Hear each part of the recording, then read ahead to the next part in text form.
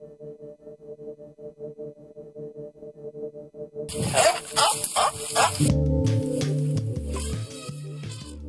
dear listeners. We hope this message finds you well. Before we dive into today's episode, we have some heartfelt news to share with you from the sanctuary. With a heavy heart, we recently had to announce the passing of one of our cherished residents, Lady, one of the 6 magnificent female Asian elephants at our sanctuary. Lady fought a long and brave battle, and although she is no longer with us, her spirit and resilience will forever be remembered. Please note that this podcast was recorded prior to Lady's passing. We wanted to share this news with you up front to honor her memory and also provide context for this episode. Now let's continue with today's podcast.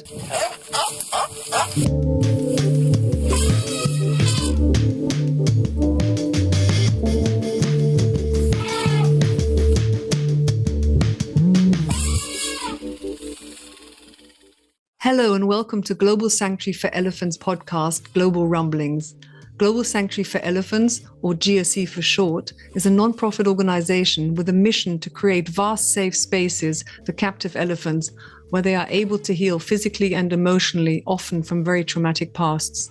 I'm your host, Nadia Mari, and I'll be taking you to the lush jungle of the Mato Grosso region in central Brazil, home of GSE's initial project, Elephant Sanctuary Brazil. Currently home to 6 female Asian elephants, lovingly referred to as the girls. Hello everyone, welcome back and thank you for tuning in again this week for a new episode of Global Rumblings. We'll be talking about how Mara was moved from Argentina to Brazil during the pandemic in 2020. So let's head over to the sanctuary to say hi to Kat and Scott. Hi you two. Hey Nadia, how are you today? I'm fine. Kat's laughing. One day I will say hi first. I was waiting for Kat to laugh again like last time and then sort of we'll have a new introduction, a different introduction. So no coffee today. Good. Oh, lots of coffee. Always lots of coffee. Always lots of coffee. Great. You'll know if we're not drinking coffee. That's for sure. Okay. Yes, we left off last time with the crates having arrived in Argentina and then the borders being closed down. So how was an elephant rescued? How was Mara rescued during the pandemic? Take us there.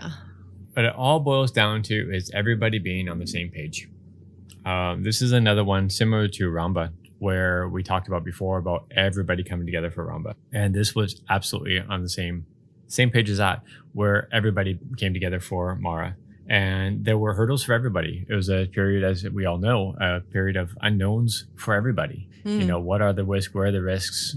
You know, what can we safely do? Is this going to be closed for a year or for 5 years? You know, what's going to happen with all of this? No one had any clue at that point. We started just talking to the team at the eco park saying, you know, what can we do to make this work? And part of that was our comfort is, are we comfortable being part of a rescue and we can't be there for half of the rescue, you know, because their borders were closed hard. You know, they had no entry. So there was no option for me to be able to go there or for Kat or anybody from our team to be able to get into Argentina because their borders were a pretty substantial lockdown. Yeah.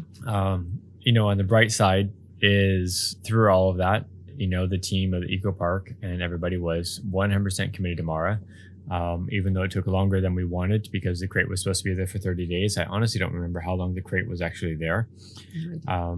But with a relocation like this, it's not just the team of the eco park. It's not just the team of Elephant Sanctuary Brazil. It's not just the political, you know, licensing. It is the transport team. It is the veterinary team. It is the crane. It is the truck drivers. The list goes on. And then compounding that is who's available at the borders because the borders are closed. So who's been able even to process the paperwork when you get to the border. So the long list of issues that came up. And we just started going one step at a time. The biggest thing was talking to the team. Are you guys comfortable doing a transport with an elephant for the first part without us there? Knowing that if something goes wrong, nobody is going to be there has had any experience with elephant transport. And then we also, again, had to have comfort with that. And so we talked a lot about what that would be and what it would take and how we could be available by phone. And that tied in also to Mara's history, you know, in Mara's health. I'm looking at Kat to see if she wants to chime in. No, I think one of the big parts is COVID is so common now and most people don't really think much about it, but it was a point in time where it was really bad, especially, I know it was bad in a lot of places, but South America was really bad. It was the same thing with hospitals being overflowing with people that they couldn't take care of. And so there was a lot of fear associated with it. And even for the people that wanted her to move and wanted to help her move, there still was a really big concern of, is it worth getting sick? Because at that point, getting sick meant possibly dying.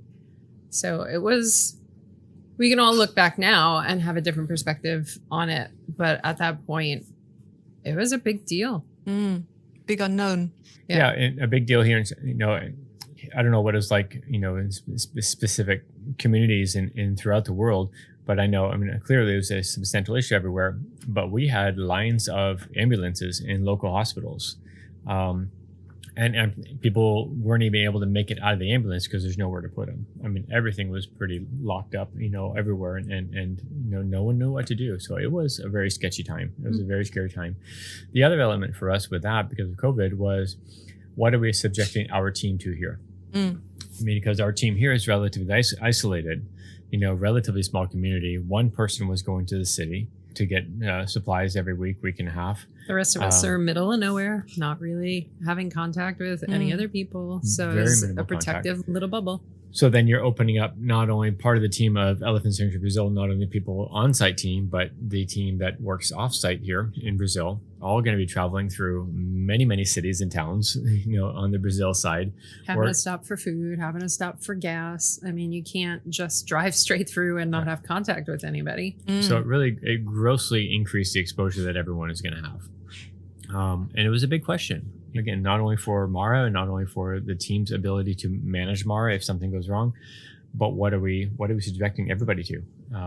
So it was a lot went into that. A lot went into those discussions. Everyone was super, super, super honest and clear about what those concerns were. And eventually, as things were easing a little bit, you know, everyone had a little bit more comfort, and we decided to, you know, move forward with making it happen. But that also required, you know, some flexibility of what was going to happen. Initially, it was going to be a Argentine side of the team and a Brazilian side of the team. And no one from Argentina was going to cross the border because their borders were locked in both directions.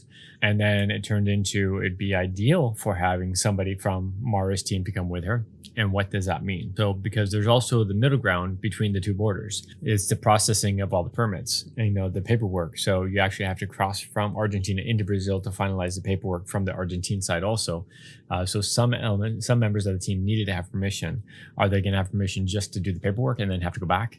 Are they going to have to do the quarantine when they come back? Oh my gosh. What is that going to be? Yeah, that was the other thing. The conversation was that there was a hotel actually set up for truck drivers who were transporting goods back and forth.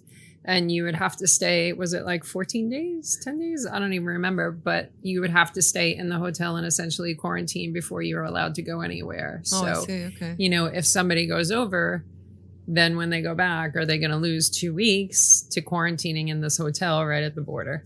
Right. And for a long time, it was, as the weeks went on, it was no. And then almost at the last minute, within the last week and a half, maybe two weeks, they said there might be a way we can do this. And then it turned out there was a way we can do this. And they got number 1, 2, 3, and 4 on the approval for exit. You know, so the Argentine team moving Mara were the first 4 people that were allowed to leave the country within the new parameters that had existed. So opening the door for Mara, opening the door to make it the best scenario possible for Mara, and everything just kind of fell into place. Mara was a rock star with it. She was doing great with her conditioning. The caregivers all felt really good. Our conversations all were going in the right direction, and everybody felt great about what was going to happen and said, okay, let's give this a shot. You know, this may be our only window for, again, who knows how long. We didn't know what was going to happen. So we said, let's take advantage of it while we can. Went ahead and moved forward, and everything just simply fell into place. It could not have been more beautiful in how it all unfolded. Everyone was incredibly diligent with protecting one another. A lot of alcohol in the cars and spraying steering not drinking wheels. alcohol. No. Not during elephant That transport. just sounded really bad. Never Everybody during was elephant boozed up. A lot of disinfectant. I'll rephrase sanitizer, that. Sanitizer. Chlorox, wipes for the cars, and everybody was messed up. And when people ate, everybody was sitting like 10 feet apart from each other while they were eating because they had their masks down. It was Eating definitely outside. it was very interesting. And even a lot of those logistics were difficult because a lot of restaurants were closed. A lot of places didn't have food available. So there's a lot of gas changed. station food on that trip. It was quality. Yeah, everything was different compared to every location prior. So then going back to the zoo in Argentina, you weren't there. So had you given instructions or told them or explained how to crate train Mara and how to get into the crate and when to know, okay, this is now the time that we can actually close the door. She's comfortable. But she's a circus elephant, so that's easy. Okay. That's the thing we talk about over and over and over again is remember that, we often give elephants 3 or 4 days. Yeah. And look at everyone we've talked about so far. Lady was in the crate day one. Hana was in the crate day one. Mara and Ben and Gita Maya and Gita were in the crate day one.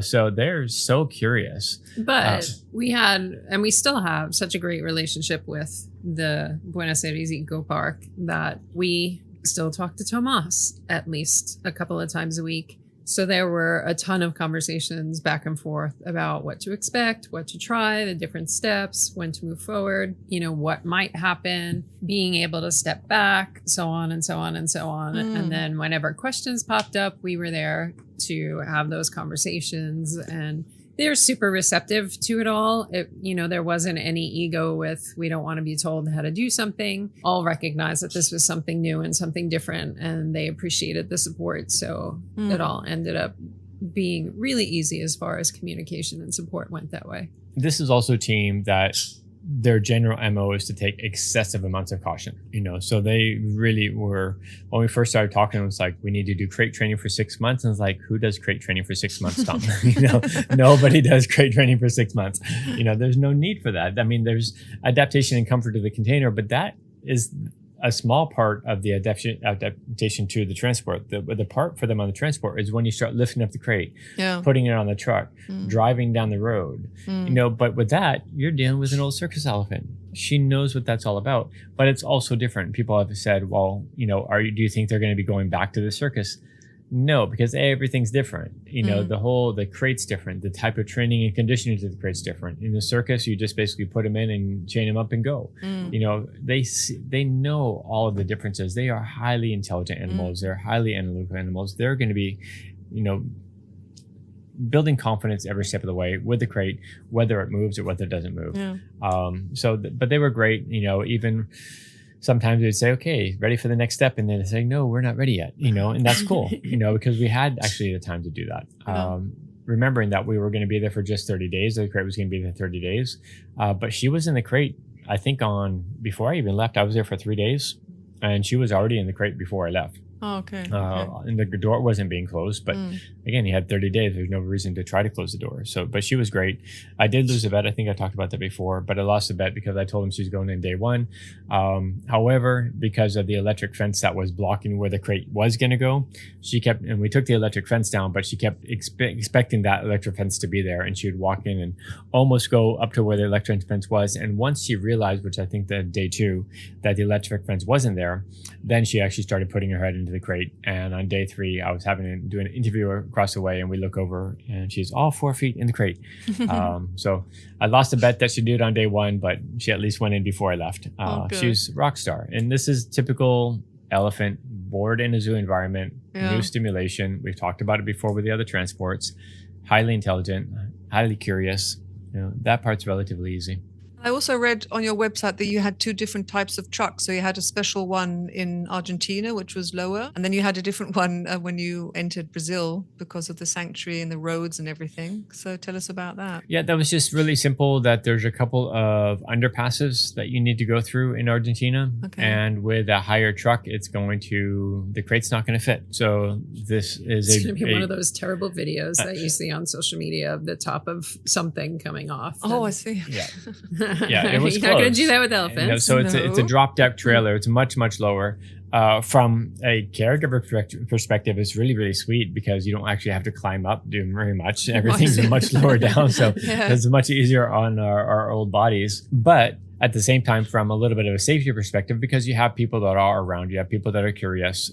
We do everything we can to keep people at a safe distance. But when the elephant's that much lower, people actually were more curious to get closer. If it's up a little bit higher, and it's only like half a meter higher, it's not substantial, but it is enough to make it a difference that people actually stand back a little bit more when it is higher. And there is that the elephant's trunk is up higher in the air. So everything's a little bit safer that way. And we actually didn't change trucks until just before the sanctuary. Oh, I see. It was in Brazil. Okay. Yeah. So it was in Brazil, but just before the sanctuary. Yeah. So we kept it low trucks all the way. That was all easy. That was all good. And the bridge that we had to go under is close.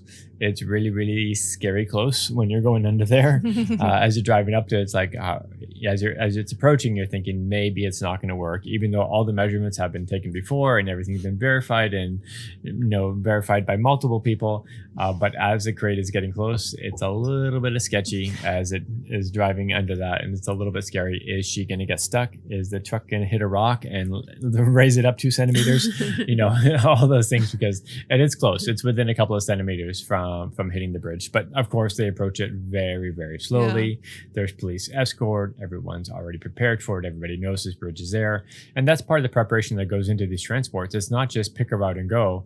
You have to think about every aspect of the route, and dealing with truck drivers that are professional truck drivers that drive these roads all the time. Mm-hmm. They all know the issues. They all know which roads are the best. They all know which issues that you're going to run into on each step of the way. Mm. They know where every gas station is. They know all the good restaurants. They know it all. So dealing with professional truck drivers, even though they don't know anything about elephants, that's not their job. Yeah. Their job is to drive a truck safely and carefully. And, with the preparation, especially with the diligence of the Eco Park of Buenos Aires team, just brilliant. It went really, really well. The journey was quite long, 1,700 miles, 2,600 kilometers. Were there any health issues that Mara brought along with her that you had to take care of before or after? Mara, like most captive elephants, of course, had some health issues. She had long-term foot issues that they were treating. Unlike a lot of the elephants in South America, she was actually receiving medical care, which was nice. But she had GI issues. We can talk about that more after she arrives, because one of the things that they were most amazed by was, I love poop conversations. Her little dung balls were like teeny tiny when she arrived. And we had the conversation with them about this isn't normal. And they're like, but it always looks like that. It's like, yes, it's not supposed to. And talking about fiber intake and natural forage and the amount that they're supposed to eat and so on and so on. And they were amazed at how much her poop changed over the 4 or 5 days that they were there after she arrived at Sanctuary, just from a natural diet. She had some GI issues, but nothing that ended up being a problem with her actual transport. She didn't eat as well. The reports we were getting was that she was eating really well, but she was eating really well while they were stopped, but she wasn't eating well during the trip. And the only reason why we know that is because on the first day on the Brazil side, I don't think she defecated all day. I think it was like one time in a 24-hour period. And it's like, this isn't right. She looked bright still. She was drinking water. She was eating more. We did get a different hay source once we got to our Brazilian side. So we were able to include a little bit of grass hay, which is a little bit easier for her body to digest. A lot of people would say you should never change diet in the middle of transport. Well, when you're crossing the border and they don't allow the food to go across, you have no choice. Yeah. So we did have some alfalfa, which is what she was accustomed to eating. But alfalfa is really difficult for Asian elephants to digest. So she wasn't eating their alfalfa really well. When we came across the border, we had a mix of alfalfa and grass hay, and she was eating both. And even with that mix, you already started to see a change in her stool condition. And her feet, we talked a lot about ladies' foot health, which is obviously very, very bad. How did Mara's feet fare in captivity in the zoo? I mean, in comparison, they're great. In comparison to ladies' feet, most are. No, her feet aren't bad. She had one issue in one of her back pads that had been a long-term issue that they were scrubbing and medicating and working on, which honestly, even at Sanctuary, took a while to resolve.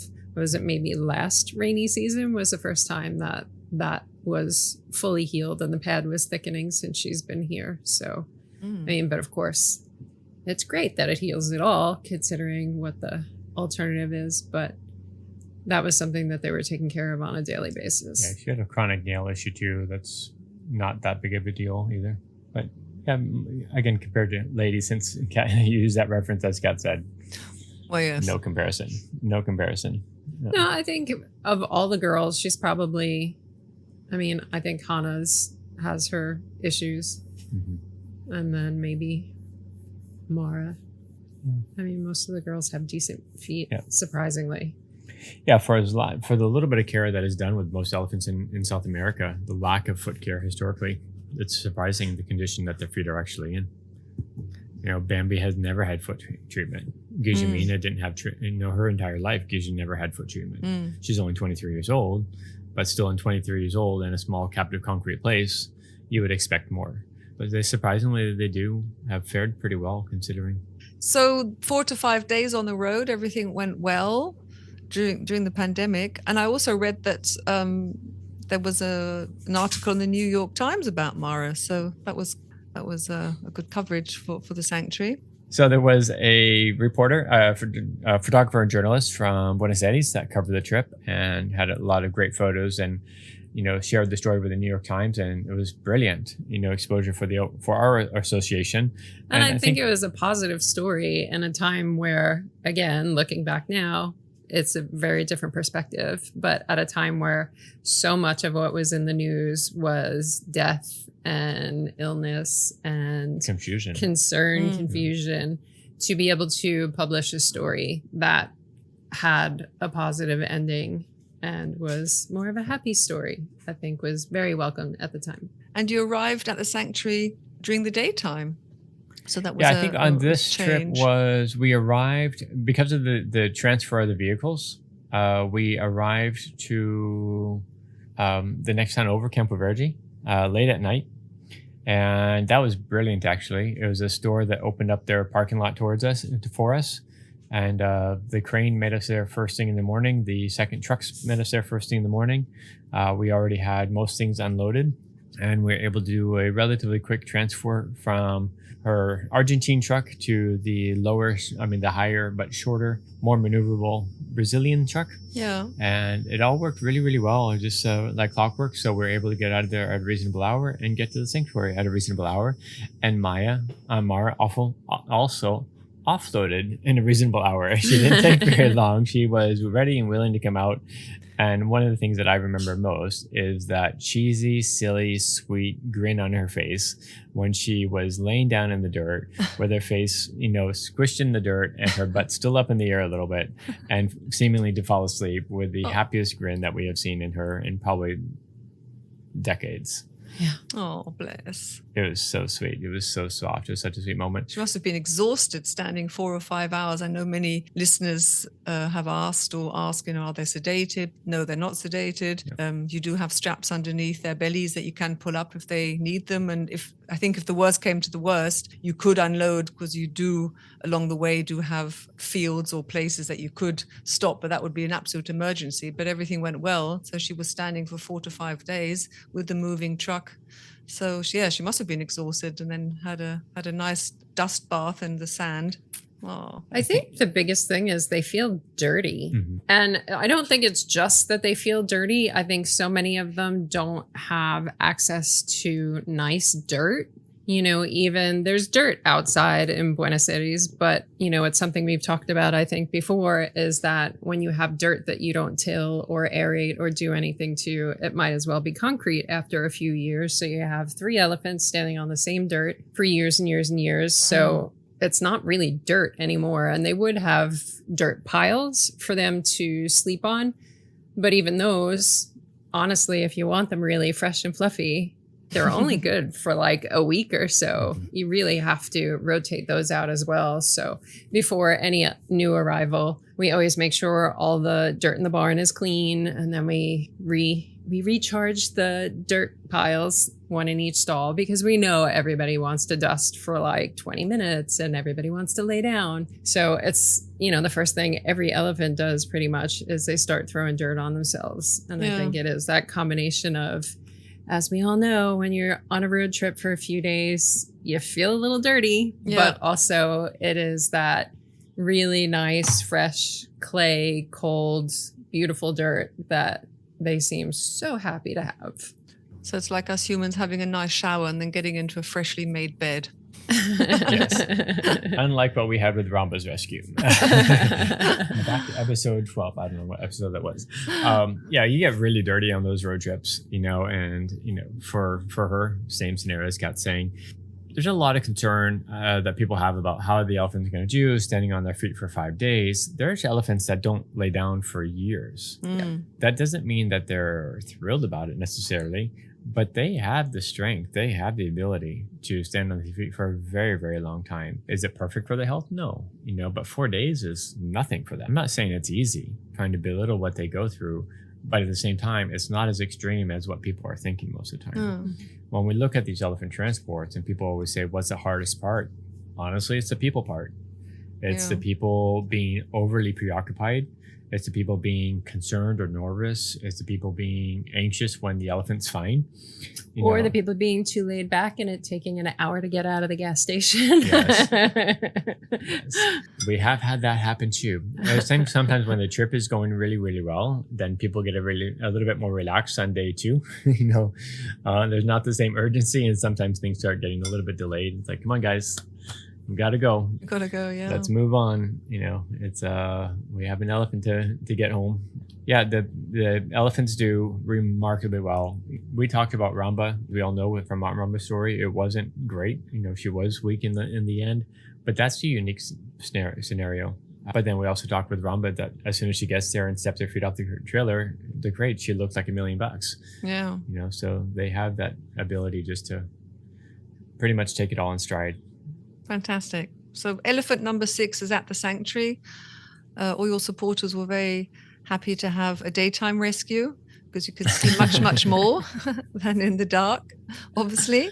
I'll let you go. You have a busy sanctuary schedule. And then next time we can talk about who came to say hi to Mara. Was it Hana, the welcoming committee, or who came? So yeah, we can talk about that next time. It was a brilliant and beautiful introduction. Yeah. Oh, so teasing us again, waiting again. On a positive note. So what have you got planned for the rest of the day? As we talked about last week, supplementary feeding by the fences or in the habitat? Electrical work. Electrical. We had a lightning strike the other day. Have a lot of things that got burned up. So It was not anywhere near elephants. No. It wasn't even by where things burnt up, but apparently close enough that it screwed up a bunch of the electrics. So lots of little. Not good. Yeah, the daily grind. There's always something to fix and repair. But aside from that, elephant care. And we have our GFAS renewal is this year. So Global Federation of Animal Sanctuaries, which there are only 3 elephant sanctuaries, including us, that are accredited by them. You have to renew every 3 years, and you have to do all your paperwork all over again, and they do a site visit and so on and so forth. So I will be doing paperwork for the next 3 weeks. Yay. Okay, yay. Fun stuff. This is what sanctuary life is really all about. Yeah, this is the behind the scenes. Okay, so lots of coffee, and then electrical work for you, and paperwork for Kat. Well, yep. Have a great rest of your day. Living the dream. Thank you, Nadia. It's always a pleasure. Okie dokie. Bye. Bye. Take care. As we wrap up this week's episode, a reminder that if you'd like to stay up to date with current events at the Sanctuary, you can do so by following Global Sanctuary for Elephants on their various social media channels. You'll find all the details in the show notes. Thank you so much, and until we meet up in 2 weeks' time, take care.